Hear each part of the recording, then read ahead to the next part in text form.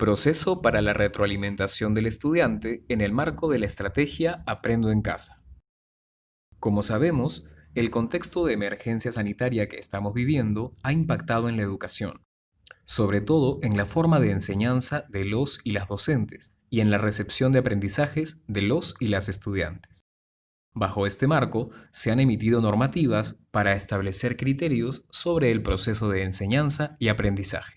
En ese sentido, el objetivo de esta presentación es conocer el proceso de seguimiento y retroalimentación que pueden realizar los y las docentes a los y las estudiantes en el marco de la estrategia Aprendo en casa.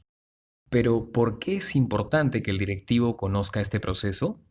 Porque permite que pueda realizar acciones relacionadas al CGE 4 y seguir fortaleciendo su liderazgo pedagógico, con énfasis en la retroalimentación y acompañamiento a las y los docentes.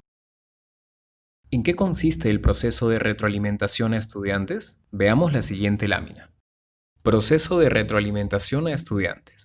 La definición de retroalimentación al estudiante sigue siendo la misma. Sin embargo, en el marco de la estrategia Aprendo en casa, existe un cambio en el proceso para realizarla. Este proceso consta de 4 etapas. Seguimiento de las sesiones de Aprendo en casa. Antes de iniciar la retroalimentación, él o la docente debe tener conocimiento sobre el tema, desarrollo y actividades propuestas en las sesiones de Aprendo en casa.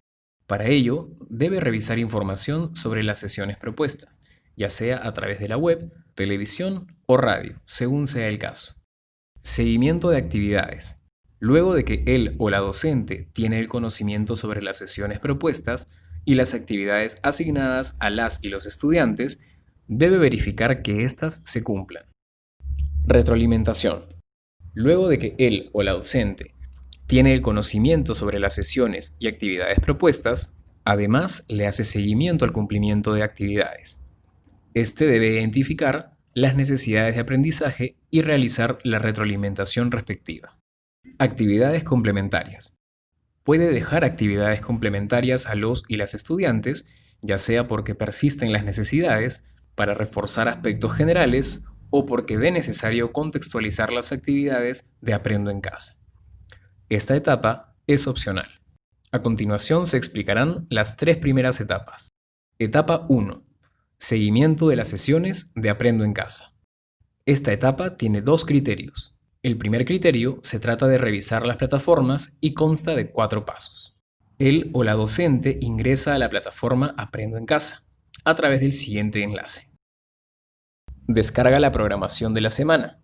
Para el caso de televisión y radio, esta programación contiene la fecha específica, horarios por niveles y grados, así como los nombres de las sesiones. Para el caso de la web, se tiene una programación de sesiones semanales por niveles y grado. Selecciona plataforma y grado. Dar clic en una de las plataformas, televisión, radio o web. Luego, seleccionar el nivel y grado. Selecciona y descarga la semana de trabajo. Este paso solo es posible si se ha seleccionado la opción web.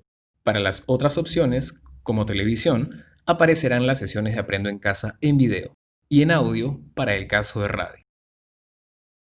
El segundo criterio se trata de revisar las actividades de la secuencia didáctica propuesta y consta de 3 pasos. Planificador de actividades. Revisa el planificador de actividades que contienen las secuencias didácticas que se trabajarán durante la semana. Seleccionar el día. Aquí se tendrá que seleccionar el día que al docente le corresponda trabajar. Revisión de los aspectos clave de la guía docente. Para orientar mejor la labor docente, se tiene una guía semanal por competencias. Esta guía se encuentra disponible para web, televisión y radio. ¿Cómo accedo? Ingresando al siguiente enlace. A continuación, se presenta la estructura de la guía, con el objetivo de identificar sus componentes. Aspectos clave de la guía docente. Por ejemplo, en la siguiente guía de docentes para la plataforma de televisión, identificamos lo siguiente. Vamos a desarrollar un proyecto integrador. Articula las áreas de ciencia, tecnología y ambiente y matemática. El propósito de la sesión es que los estudiantes propongan acciones para aportar en la construcción de un mejor país, donde todos y todas podamos vivir en armonía. La situación en la que se enmarca el proyecto es el método científico, el cual permite indagar sobre información de los intereses de las y los estudiantes, tomando como referencia los aspectos tocados en la clase anterior. También identificamos el programa con el nombre de las sesiones por día. Identificamos las competencias priorizadas a trabajar durante la semana. Evidencias de aprendizaje. Identificamos las evidencias de aprendizaje que tienen que ser desarrolladas por las y los estudiantes y a su vez encontramos los criterios de cómo evaluarlas. Identificamos también los enfoques transversales para la semana de trabajo, recursos que necesitará la o el estudiante. Por último, identificamos los enlaces de referencia para la o el docente en torno a la estrategia de educación a distancia denominada Aprendo en Casa. A continuación, veremos lo relacionado a la segunda etapa denominada Seguimiento de actividades. Esta etapa tiene un solo criterio: revisión y seguimiento al cumplimiento de actividades. Buscamos que él o la docente verifique el cumplimiento de las actividades planteadas en la estrategia Aprendo en Casa. Para ello, realizamos el paso 1, recepción de evidencias. Antes de iniciar la retroalimentación, es importante que él o la docente recepcione las evidencias sobre el cumplimiento de las actividades. Además, es importante tomar en cuenta que se pueden recepcionar en diversos formatos, como fotografías. Se pueden tener fotografías de textos elaborados por las y los estudiantes. Grabaciones de audio. Se pueden tener audios de estudiantes realizando, por ejemplo, la declamación de un poema. Grabaciones de audio y video. En este formato podemos recoger información, por ejemplo, de realización de entrevistas de las y los estudiantes. Llamadas telefónicas. Aquí el docente, mediante una serie de preguntas, puede recoger información del cumplimiento de actividades de las y los estudiantes. Mensajes de texto. En zonas de poca conectividad también se puede recoger información de las evidencias de aprendizaje a través de este medio. Luego de que la o el docente ha recepcionado las evidencias, puede organizarlas de la siguiente forma. Paso 2. Organización de evidencias. Carpetas. Por ejemplo, creando una carpeta del área. Y dentro de esta, crear carpetas por grado, sección y estudiante. Por consolidado. Luego de tener las carpetas organizadas, se puede obtener una base de datos con el objetivo de poder sistematizar la información. Etapa 3. Retroalimentación. Previamente, es necesario saber que existen dos formas para brindar retroalimentación.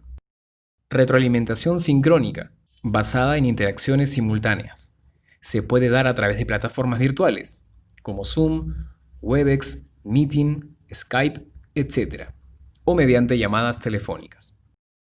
Retroalimentación asincrónica, basadas en interacciones alternas. Se puede dar a través de un smartphone, mensaje de texto o correo electrónico. Retroalimentación. Esta etapa consta de dos criterios. El primer criterio es la identificación de necesidades de aprendizaje. El docente debe analizar las evidencias de aprendizaje teniendo en cuenta tres pasos. Paso 1. Él o la docente debe identificar la actividad planteada en Aprendo en Casa. Paso 2. Él o la docente revisa las evidencias de aprendizaje planteadas en la guía docente. A partir de ello, establece los criterios de valoración de evidencia, con el objetivo de analizar lo que las o los estudiantes envían. Finalmente, los criterios de valoración de evidencia deben estar enmarcados en los niveles esperados de cada ciclo. Paso 3. Evidencia de aprendizaje. Al analizar la evidencia se identifica la siguiente dificultad. En el desarrollo, no ha considerado la forma en la que se organizarán para realizar el trabajo y tampoco ha diseñado una tarjeta mnemotécnica que le permita hablar de eso.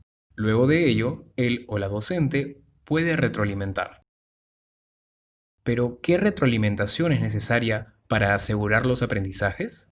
Veamos los tipos de retroalimentación. Segundo criterio, tipos de retroalimentación. Retroalimentación incorrecta. Cuando la o el docente, al dar retroalimentación, ofrece información errónea o da señal de que algo es correcto cuando es incorrecto, o viceversa. Por ejemplo, retroalimentación elemental. La o el docente brinda retroalimentación elemental, respuestas monosilábicas como bien o mal. Solo revisa las evidencias utilizando marcas diversas o solo felicita, estimula con premios o archiva evidencias enviadas por las y los estudiantes. Por ejemplo, retroalimentación descriptiva. La o el docente describe a detalle lo que debe hacer el estudiante, dando algunas pautas, tips o modelando la resolución de la actividad. Por ejemplo, retroalimentación reflexiva. La o el docente brinda retroalimentación reflexiva o por descubrimiento, realizando preguntas o retos que permiten al estudiante identificar su error y superarlo. Por ejemplo, es importante considerar que la retroalimentación descriptiva y reflexiva son consideradas efectivas para asegurar los aprendizajes. Es así como podemos realizar la retroalimentación a estudiantes en el marco de la estrategia Aprendo en Casa. Sigamos trabajando juntos por una mejor educación. Muchas gracias. Ministerio de Educación. Gobierno del Perú. El Perú primero.